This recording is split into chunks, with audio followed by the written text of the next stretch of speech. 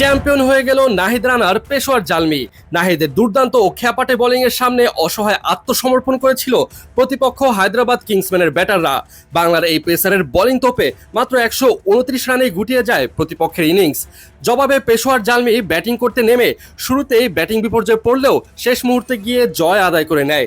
তবে ম্যাচ জয়ের বড় কৃতিত্ব নাহিদকে দিতেই হবে, বিশেষ করে তার দ্বিতীয় ও তৃতীয় ওভারের জন্য, যে ওভারগুলোতে কিনা নাহিদ একাই প্রতিপক্ষের ব্যাটিং লাইন আপ গুড়িয়ে দেন। বিশেষ করে দ্বিতীয় ওভার ছিল গেম চেঞ্জিং ওভার। শুধু এখানেই শেষ নয়, এই আসরে দুইবার মেডেন ওভার করার একমাত্র কীর্তি করেন নাহিদ। ইকোনমির দিক থেকেও নাহিদের ধারে কাছে নেই কেউ। আর নাহিদের এমন দাপটে পারফরমেন্সের উপর ভর করে চ্যাম্পিয়ন হলো পেশোয়ার জালমি।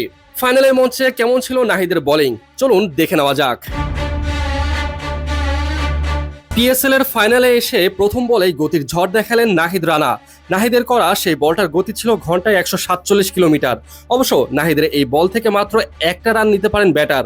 বলার অপেক্ষা রাখে না, নাহিদের প্রথম বলেই ব্যাটারের কাঁপুনি উঠে যায়। এরপর নাহিদের করা দ্বিতীয় বলের গতি ছিল ঘন্টায় 146 কিলোমিটার। এই বল থেকে কোনো রানই নিতে পারেনি ব্যাটার।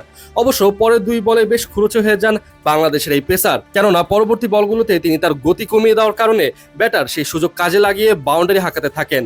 সেই ছক্কা হজমের পর কিছুটা বিরক্তির ছাপ ফুটে ওঠে নাহিদের চেহারায়। তবে এখানেই শেষ নয়, পরবর্তী বলে হজম করেন 4 রান। এই দুইটা বলের গতি কিছুটা কম থাকার কারণে ফায়দা নিয়েছে ব্যাটার। শেষ দুই বলে অবশ্য নাহিদ ভালোই কামব্যাক করেন, কারণ পরবর্তী দুই বল থেকে মোটে 2টা রান সংগ্রহ করে ব্যাটার।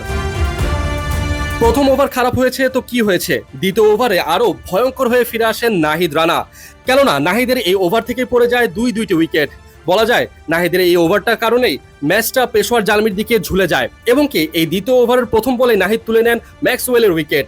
আউট হয়ে যাবার পর ম্যাক্সওয়েল হতবিহ্বল হয়ে যান। নাহিদের বল যেন কোনোভাবে বুঝে উঠতে পারেননি তিনি। এদিকে নাহিদ রানা এই তারকা ব্যাটারের উইকেট শিকারের পর বুনো উল্লাসে মেতে ওঠেন। আগের ওভারে কিছুটা এক্সপেন্সিভ থাকার কারণে দ্বিতীয় ওভারে এসে এমন গুরুত্বপূর্ণ উইকেট পাওয়ায় দারুণ খুশি তিনি, এবং কি দলের সতীর্থরা জড়িয়ে ধরে তাকে স্বাগত জানায়। পরবর্তীতে নাহিদের করা 4 বল থেকে আসে মাত্র 1টি রান এবং সাথে দেখা মিলে 1টি রান আউটের। এরপর নাহিদ তার ব্যক্তিগত দ্বিতীয় ওভারের সর্বশেষ বলে 1টি 4 হজম করেন। আর এতেই শেষ হয়ে যায় পেশোয়ার জালমির জন্য গেম চেঞ্জিং ওভারটা। নাহিদ তার ব্যক্তিগত দ্বিতীয় ওভার থেকে মাত্র 5 রান খরচ করেন আর শিকার করেন ম্যাক্সওয়েলের উইকেট। শুধু এখানেই শেষ নয়, নাহিদের পরবর্তী ওভারে একটা রানও সংগ্রহ করতে পারেনি প্রতিপক্ষের ব্যাটাররা। তার উপরে নাহিদ শিকার করে নেন আরও 1টি উইকেট।